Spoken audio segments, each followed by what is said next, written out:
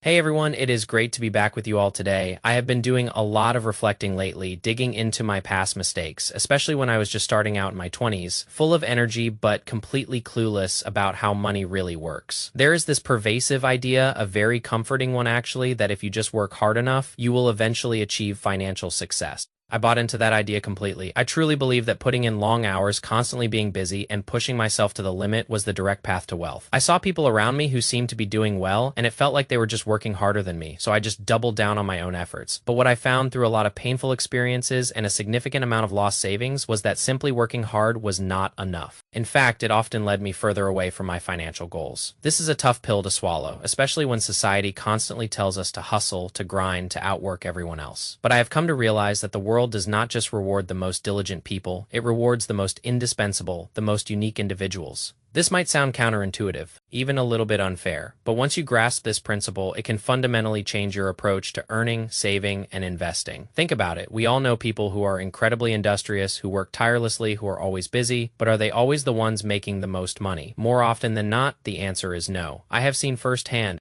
and I used to be one of them. People who are constantly exhausted, running on empty, yet their financial situation barely improves. I remember seeing folks who had been in the same physically demanding jobs for years, often decades, unable to stop because their income was tied directly to their active labor. They were trapped in a cycle where their hard work generated just enough to sustain them, but not enough to truly get ahead. Meanwhile, there are others who seem to have a different approach. They might not appear to be working nearly as many hours or expending as much physical effort, yet they are accumulating significant wealth. This stark contrast baffled me for years. It was not until I lost a considerable amount of money in various investment blunders that I started to truly question my assumptions about hard work and wealth. I realized that wealth is not simply a function of how much effort you expend. It is more accurately a function of how scarce or how unique your contribution is. This was a critical turning point for me. I was working hard, but on things that were easily replaceable, things that many other people could also do. In the realm of economics, there is a fundamental concept known as scarcity value. This idea perfectly illustrates my point. Imagine a glass of water in your home. It costs virtually nothing. At a restaurant, a small amount. But if you are stranded in a vast desert,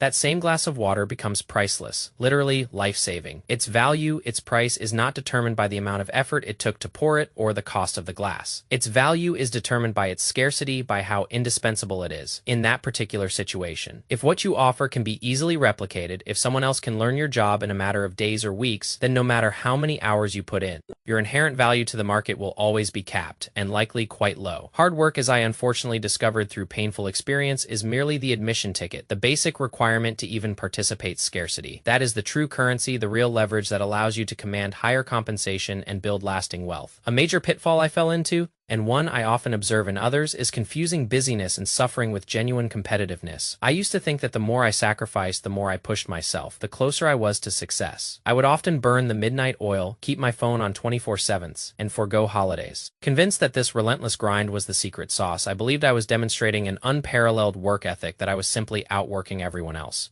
But if the work you are doing, the tasks you are performing, are easily transferable, if anyone with minimal training can step in and do it, then your efforts, no matter how intense, are essentially just cheap, repetitive labor. There is very little inherent value in that kind of activity, and the market reflects that. This is precisely why we see an increasing number of people feeling overwhelmed and exhausted, yet finding it harder and harder to earn a decent living. Industries characterized by low barriers to entry inevitably become incredibly competitive, leading to what is often called the race to the bottom. Consider the proliferation of food delivery services as more drivers join. The price per delivery often decreases, leading to lower earnings for everyone. The same applies to ride-hailing services. As the number of drivers increases, individual incomes tend to shrink. Even in many white-collar professions, as more graduates enter the market, wages for entry-level positions often stagnate. The simpler it is to get into an industry, the easier it is to be replaced, and the easier it is to be replaced, the cheaper your services become. This is not a judgment. It is merely the undeniable law of the market. The individuals who truly generate substantial wealth are not competing on who can endure the most fatigue. They are competing on who possesses the most unique, difficult to replicate skills and insights.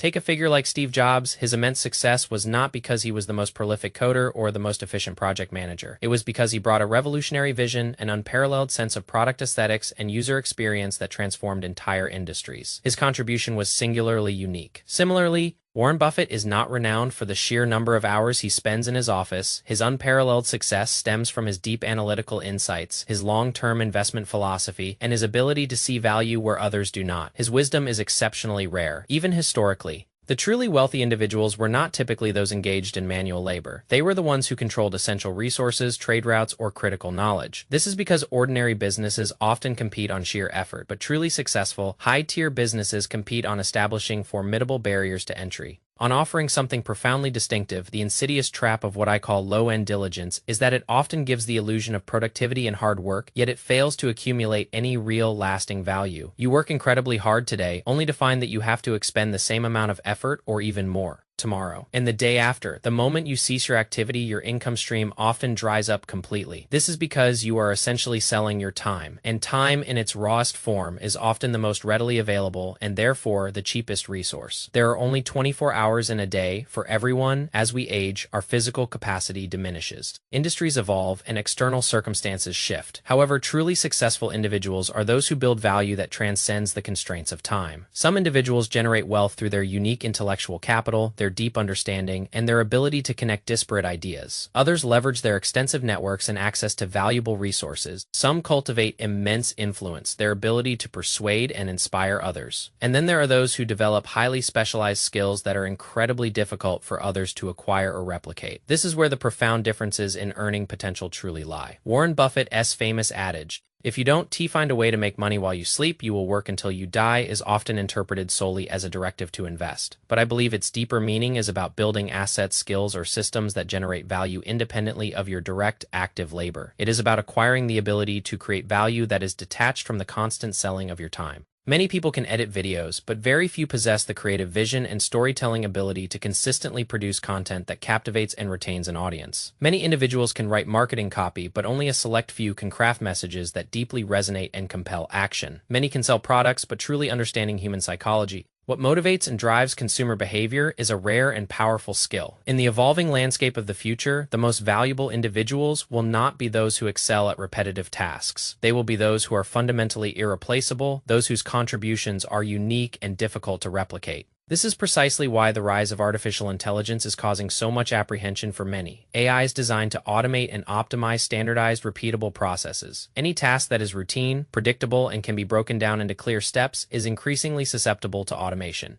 Such work will become progressively less valued and therefore cheaper. The true value in the future will reside in uniquely human attributes, such as creative thinking, complex problem solving, nuanced judgment, refined aesthetic sensibility, deep conceptual understanding, and the ability to strategically integrate diverse resources. The future will not necessarily reward those who are merely obedient or compliant. It will richly reward those who possess distinct, irreplaceable value. So, please, stop trying to motivate yourself with the mantra, "I am already working so incredibly hard." While effort is necessary, it is not a sufficient condition for significant financial success. Hard work alone does not guarantee value. Enduring hardship does not automatically translate into scarcity. Many individuals, myself included in my younger days, often use tactical busyness, the appearance of being constantly engaged, to obscure a lack of strategic clarity. We are busy, but are we busy doing the right things in the right way? What truly matters is not the sheer quantity of hours you dedicate, but whether you are actively building capabilities that others cannot easily duplicate or replace. You must consciously force yourself to move beyond low-value, repetitive tasks. You need to invest in acquiring more complex and specialized skills. You need to establish higher barriers around your expertise and contributions. You need to cultivate and solidify value that others cannot simply copy or take away from you. Always remember this fundamental distinction. Individuals with low inherent value primarily earn money by trading their time and physical effort. Individuals with high inherent value earn money through their scarcity, through their irreplaceability, while some are still relentlessly pushing themselves through endless overtime. The truly astute individuals are already diligently cultivating their unique strengths and building their personal brand of irreplaceability. This is the profound lesson I learned after much trial and error, and it is a lesson I sincerely hope you can embrace much earlier in your own financial journey. Thank you for taking the time to listen.